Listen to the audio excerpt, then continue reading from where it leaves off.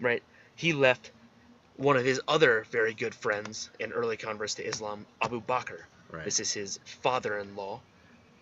One of Muhammad's wives was Abu Bakr's daughter, Hmm. and Muhammad had previously proclaimed that Abu Bakr was uh, sort of the guardian and shepherd of the Islamic community. He's a protector of the Islamic community. Mm-hmm. He had sort of bestowed an honorific title on him of being a great protector of the Islamic community, one of my first converts, one of my best friends, etc. Right. And so he had given him a high honor.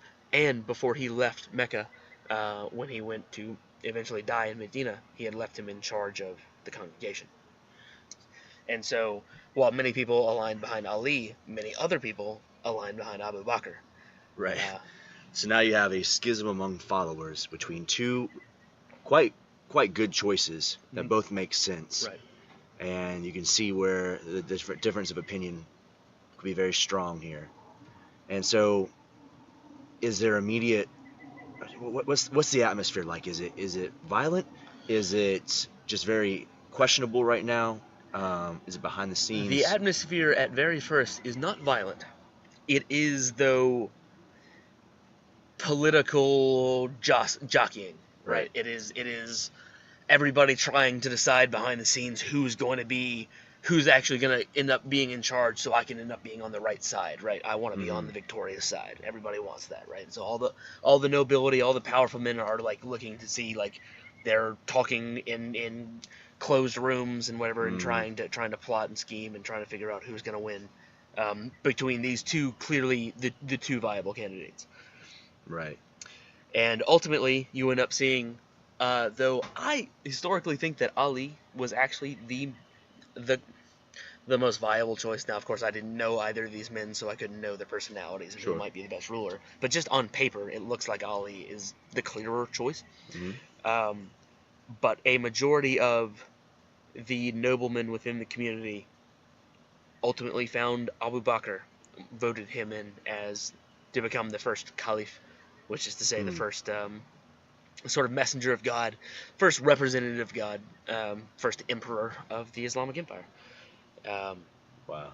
and whether they thought that he would truly be a better ruler, or whether it was just political jockeying and he Right. was more willing to play ball with them or whatever, he was the one who ended up finding himself in power.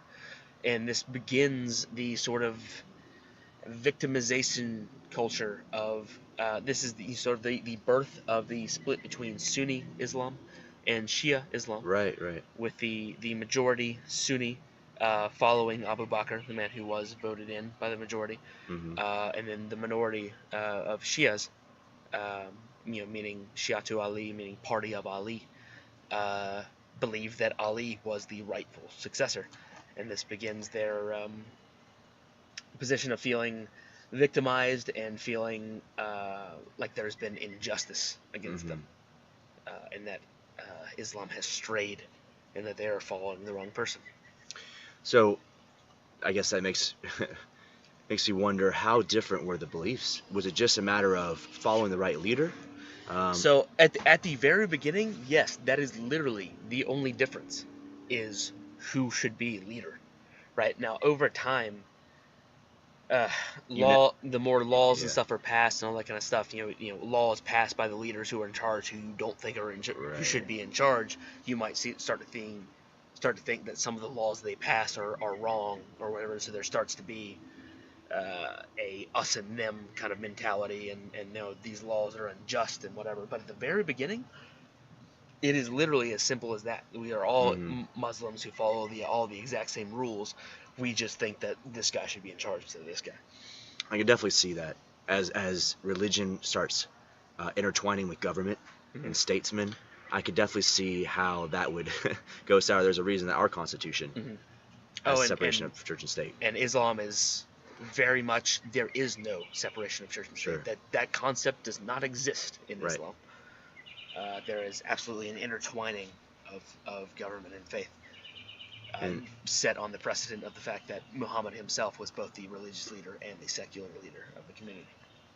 so I imagine, as time goes on and as statesmen enact laws that may oppress or give privileges to a certain group over another, I imagine as the oppressed group or the minority becomes more communal, they get closer, they start moving to certain regions to where they are more accepted, and so I guess you see a split among governments, countries. Absolutely. So you start to see a shift in regional power, right? So that such that the Arabian Peninsula is of course the heart of Sunnism, is the heart of the core and the majority, and for the most part you find the Arabian Peninsula to be Sunni, um, and then up through the Levant as well. But the farther east you get, Shiism particularly took hold in the modern day nations of Iran and Iraq. Um, that is where it really found its tightest hold. Also Azerbaijan up into the Caucasus Mountains, all through there, sort of the eastern half or so of the Middle East or southwestern Asia, Mhm. you might call it. Found more of a following behind Shiism, and Hmm. it leads to ultimately there ends up being a major battle. Um, so Abu Bakr is elected as the first caliph, right? Mhm. And then he rules for only a handful of years, dies. Another caliph dies within a few years. Another caliph dies within a few years. All three had very short reigns, less than 10 years each, Mhm. right?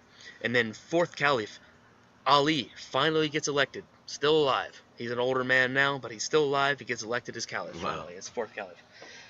He then gets assassinated within a handful of years as well, uh, allegedly by the Umayyads, who then succeed him. His successor becomes the first Umayyad caliph, and it is alleged that he was assassinated by the Umayyad dynasty. Because they had the most to gain.